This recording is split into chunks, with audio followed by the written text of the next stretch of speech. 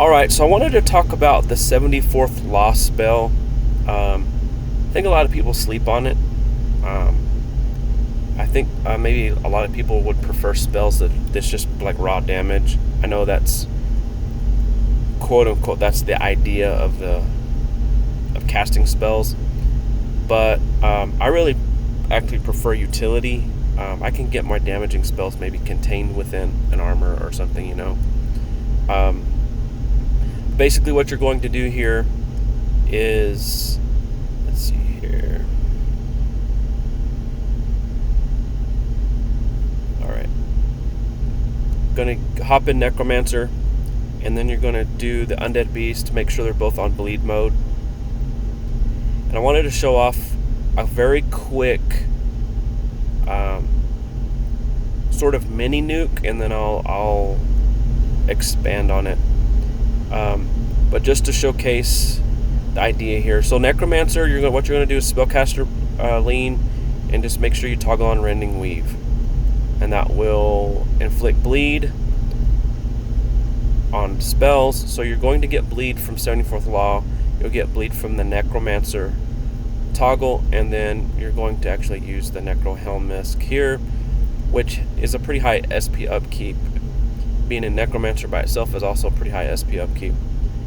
But by doing Celerity, I'm just going to do a quick 74th Law. I will be able to cast 74th Law, get a decent bleed. So we got a 0.678. And then I'll just follow it up with Grasp Essence and Unravel Blood. And you'll see some pretty good damage there. It's a little mini nuke. And then the Grasp Essence, as we all know, is free, and it heals your MP. Alright, so this time I'm going to actually utilize the Pet and Guest. So we have Darkness at 85. Let me just see if I can get it over to at least 100 here. There we go. Let's see. Okay. Let me go ahead and do that. So keep in mind too, the stats that this misc gives is 50 intellect and charisma, and then 30 endurance. So it's basically tailor-made for Lucky Beast Mage. And so now I'm going to see what kind of bleed we can get with just casting this guy twice. And then next round I'll try and eat it if the monster doesn't remove it. See what kind of bleed we get. The monster could be dead because of this stack, so we'll see what happens here. Alright, so the bleed that's here is 2.7. You can actually exceed 3 if all the hits land and all the status inflicts. But what you're about to see now, so basically the Pet and the Guest in Spellslinger mode cost MP. The Pet also has an MP upkeep, which is fine because when I'm inflicting bleed, I'm just going to use Grasp Essence to get it back. So it's pretty quick and simple. I have my Darkness Cutlass, Spellcaster mode, the extra intelligence, and then we're going to eat this. It is currently uncapped. At some point in the future, they're probably going to cap it. But the damage is heightened there.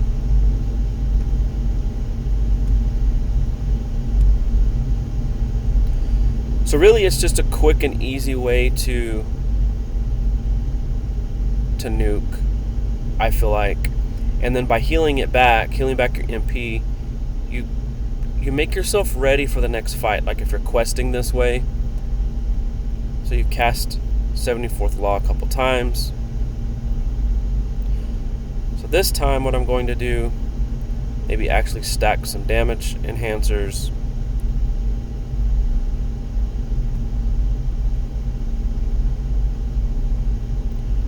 Let's see.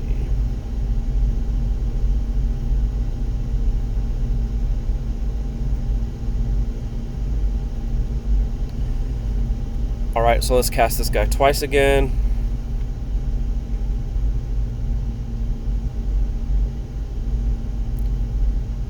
So we should get, probably we'll get a full stack here. It should exceed 3 this time. So we got a 3.214. That'll probably do some significant damage. Okay, so let's go ahead and do this guy again. Let's go ahead and come back and with this guy. Let's come back with the shield. Let's do some hyper crit. It's only going to be 0.6. I could bring in another one. To guarantee the hyper crit, but for now let's do this. So we have a 3.2 power bleed with some hyper crit, some intelligence boosting, spellcaster lean, arcane cutlass, and then this is the result.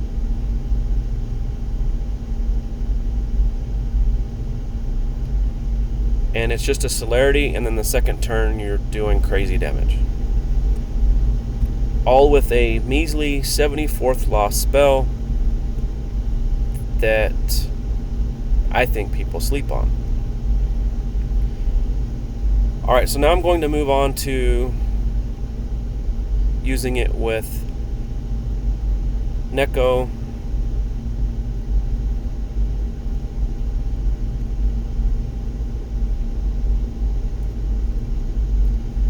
But I'm going to use it with maybe this guy here.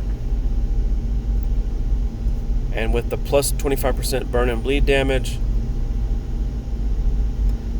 you're going to basically get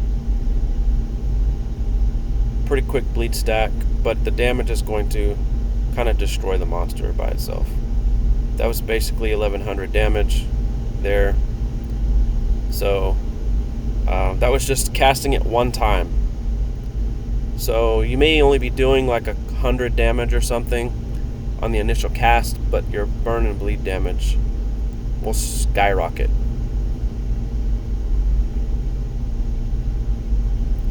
Again, and I even forgot to toggle these guys on. So I guess if I'm going to showcase it, it would make sense to do that. So this time I'm just going to go this route again.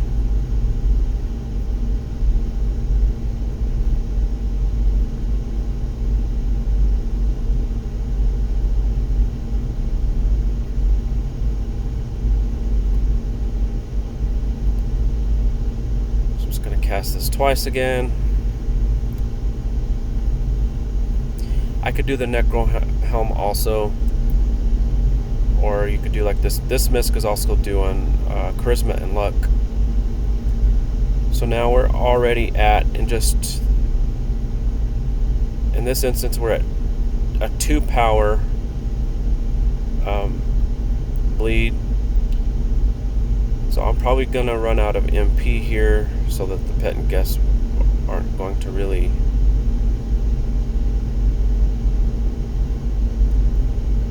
So now we're up to 2.67. And then again, you have your Bleed Eater skill here. There is a bug with the bleed portion of the Eater on Neko. This is known. But again, the spell works out pretty nicely for even the Neko armors.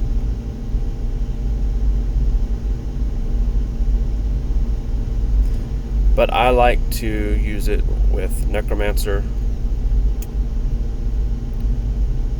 And again, I just get back my MP. So I have 22 MP. And just a little baby amount of bleed that was there. Just get it back.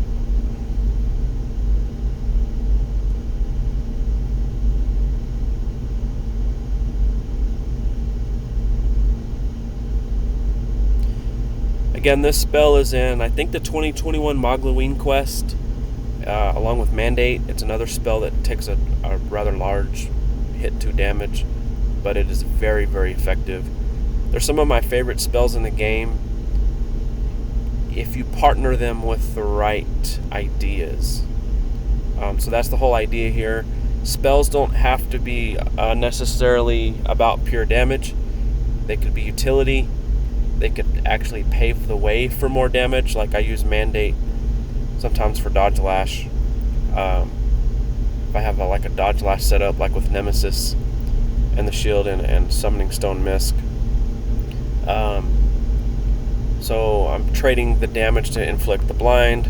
It also does choke in case I am hit, or 74th Law does the DOTs, and you can actually eat both fire and the bleed in a couple of ways. The new War Reward weapon that just came out, you can use to eat burn from the spell. So with a lot of things, you just need to partner. You need to use items that go with each other. You don't just use items like in a vacuum, and then you'll be able to utilize them and make them very, very strong.